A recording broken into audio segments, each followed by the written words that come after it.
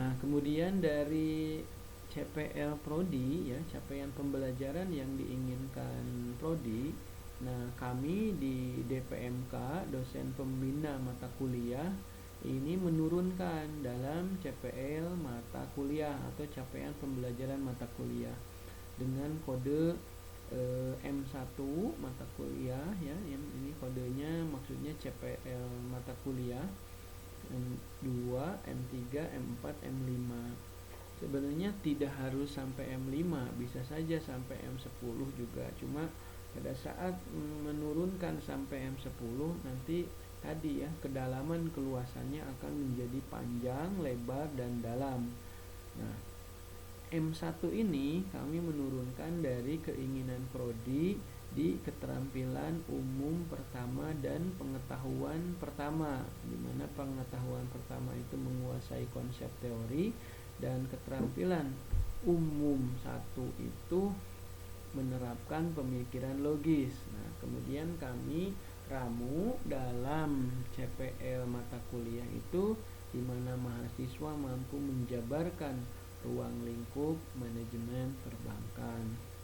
Nah, kemudian M yang kedua, mahasiswa mampu memahami kegiatan manajemen perbankan. Ini dari sikap yang ke-10 tadi di atas, keterampilan umum kedua, keterampilan umum ketiga, dan pengetahuan yang pertama. Kemudian M yang ketiga, mahasiswa mampu memahami manajemen funding, lending ya, ini manajemen kredit. Ini menggabungkan keinginan prodi dari aspek keterampilan umum ke-1, keterampilan umum kedua, keterampilan khusus pertama, dan keterampilan khusus kedua. Kemudian M4, mahasiswa mampu memahami dan menjelaskan kolektibilitas perbankan. Nah, jadi ya untuk di reguler ini dia harus mampu menjelaskan kolektibilitas. Ada call 1 ya, call 2, call 3, lancar, kemudian dalam pengawasan, kemudian kurang lancar, diragukan, macet ya. Tapi kalau di kelas ekstensi apalagi banyak sekali praktisi di perbankan, saya kira M1, 2, 3, 4 ini juga sudah bisa gampang untuk dipahami ya, karena Bapak Ibu di lembaga tersebut sudah aplikatif ya. Kemudian M3 nih, mahasiswa mampu memahami menerapkan manajemen perbankan dalam konteks aplikasi di masyarakat. Tadi ya, ini penggabungan dari CPL prodi yang diinginkan prodi dari aspek sikap ketiga, sikap keenam, keterampilan umum ketiga, keterampilan khusus kedua, pengetahuan 1 dan pengetahuan 2. Kemudian sub capaian pembelajar mata kuliah, jadi di M1, 2, 3 sampai 5 ini kita di sub lagi menjadi learning pertama. Di sini mahasiswa mampu menjelaskan tentang ruang lingkup tadi Mas M1. Mahasiswa menjelaskan kegiatan perbankan untuk mengejawantahkan yang M2. Kemudian mahasiswa mampu menjelaskan mengidentifikasi prosedur, ini mengejawantahkan M yang ketiga tadi. Dan semua ini yang M3 itu mengejawantahkannya cukup lama, cukup panjang ya, funding dan lending ini. Termasuk juga pemasaran produk bank ya. Produk bank selain produk inti, funding, dan lending juga ada beberapa jasa lainnya, mungkin PPOB, pembayaran pajak, transfer, clearing, RTGS, inkaso, dan lain sebagainya ya. Kemudian sumber dana, manajemen dana bank, ini juga sebetulnya terintegrasi dengan manajemen funding dan lending. Manajemen dana itu bagaimana pengaturan cash in dan cash out. Kemudian learning 7, mahasiswa mampu mengklasifikasikan dan menjelaskan setiap kolektibilitas di bank tadi, mengejawantahkan yang M4.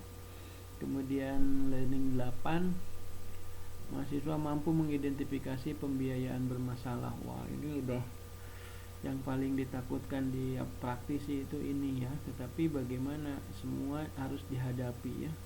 Dan tidak akan mungkin ada lembaga keuangan yang tanpa ada pembiayaan yang bermasalah ya.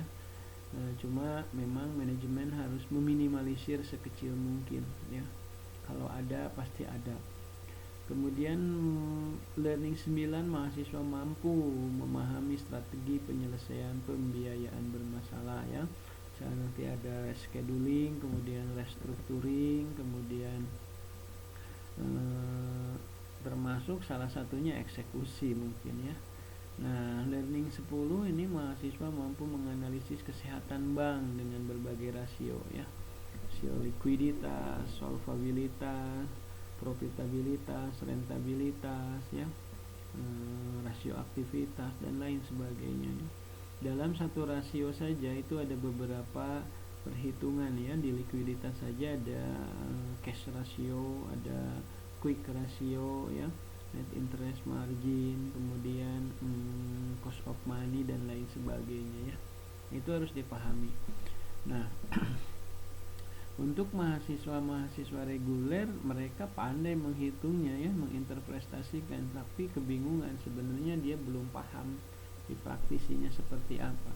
Kalau di Anda, saya kira ini udah paham ya, bahkan hari ini mungkin sedang mencari ilmu ini, dan kebetulan di sini kita sedang pelajari, jadi saya kira tepat sekali ya Anda hari ini mempelajari manajemen perbankan ya. Walaupun memang secara praktisi Anda sudah pada mahir ya. Nah, kemudian deskripsi singkat mata kuliah ini ya tadi ya sudah saya jelaskan bahwa di sini memberikan panduan yang lengkap tentang manajemen perbankan, kegiatan perbankan, sumber dan penggunaan dana bank, manajemen funding, lending ya. Kalau di praktisi biasa nyebutnya kredit, account officer itu ya. Kalau di funding officer. Proses evaluasi kredit, manajemen dana bank, manajemen pemasaran bank, manajemen kewajiban aset bank, kemudian itu manajemen liabilities ya, kemudian manajemen capital, kemudian manajemen investasi, perencanaan manajemen perbankan, rasio-rasio bank, analisis kinerja perbankan yang disusun sedemikian rupa dengan berbagai metode supaya proses pembelajaran optimal, efektif, dan efisien. Nah, itu Bapak Ibu yang nanti selama 1 semester kita akan pelajari. Dan tadi kenapa saya berikan gambaran ini di kontrak silabi, di introduction mata kuliah ini, supaya kita paham satu sama lain dari awal, bahwa ingat bahwa kompetensi sampai akhir harus bisa mencapai ke arah yang tadi disebutkan, baik CPL Prodi maupun CPL mata kuliah dan sub CPL mata kuliah. Kemudian deskripsi singkat tadi sudah saya jelaskan bahwa per babnya ini deskripsi singkatnya ya, termasuk materi pembelajaran pada setiap pokok bahasan. Kita di sini ada kurang lebih 16 pertemuan plus UTS ya sama UAS. Di pertama ada bank dan sejarah bank, kemudian pengertian manajemen perbankan, kemudian manajemen funding, manajemen lending, proses evaluasi kredit, manajemen dana bank, manajemen pemasaran bank. Kemudian di pertemuan ke-8 kita ada UTS. 9 ada manajemen kewajiban bank, manajemen aset bank, manajemen modal bank, manajemen investasi. Wah, ini manajemen semua ya. Perencanaan manajemen perbankan, rasio-rasio bank, analisis kinerja perbankan, kemudian ujian akhir ya. Nah, untuk pustaka silahkan Bapak Ibu. Saya kira untuk yang perbankan itu udah lepas tangan aja ya, udah pada mahir.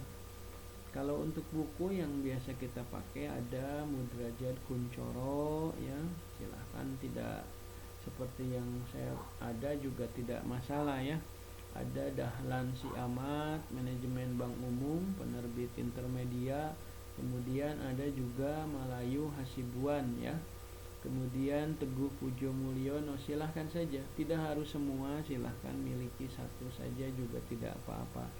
Kemudian untuk pendukung boleh juga, malah yang saya katakan pendukung mungkin menjadi yang utama ya, silahkan, sah-sah saja karena semuanya juga bagus ya. Muhdar Syah Sinungan, ini Rahmat Firdaus, Musdar Syah Sinungan, kemudian Joko Retnadi, Kasmir, ini yang biasa dipakai banyak mahasiswa Kasmir ya. Tetapi tidak harus seperti itu, ini hanya referensi saja. Silahkan Bapak Ibu ya. Kemudian perangkat lunak ini kita pakai LCD, whiteboard tidak ya. Bahkan kita sekarang di masa pandemik ini kemungkinan besar pakai Zoom, Google Classroom, kemudian video tutorial dan lain sebagainya ya.